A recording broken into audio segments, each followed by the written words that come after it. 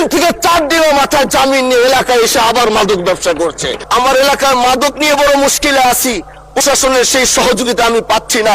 একদিক থেকে আমি নিজে মাদক বিরোধী সংগ্রামে নিজে রাস্তায় নেমে মাদকের বিরুদ্ধে আমি নিজে অভিযান চালিয়েছি।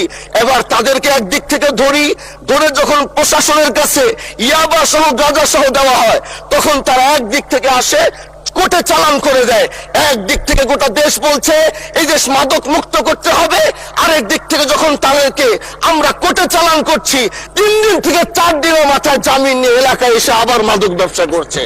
এই জন্য মাননীয় আইনমন্ত্রীকে বলবো, আপনি এই ইয়াবা গাঁজা যেই বড় বড় নেশাগুলো আমাদের দেশে বেশি সচরাচর চলছে, এই বিষয়ে আইনটাকে আরেকটু মজবুত যদি করবেন, তাহলে আমরা মনে করব আমরা এই দেশ এই সমাজটাকে আমরা হয়তো আগামীর বাংলাদেশ, আগামীর যারা যুবক, মাননীয় স্পিকার আপনার খারাপ লাগবে, যুবকগুলো গ্রামের তারা ধ্বংস হয়ে যাচ্ছে। আমাদের চোখের সামনে যখন একজন যুবক ধ্বংস হয়ে যায়, এটা অন্যরা মেনে নিতে পারলেও আমাদের পক্ষে মারা বড় কষ্ট হয়ে যায়। আমরা দেশটাকে বাঁচাতে চাই, আমরা আগামীতে ওরকম কিছু যুবক তৈরি করতে চাই যারা নেশা ধরবে না, তারা পড়াশোনা করবে, তারা দেশের জন্য ফিকির করবে।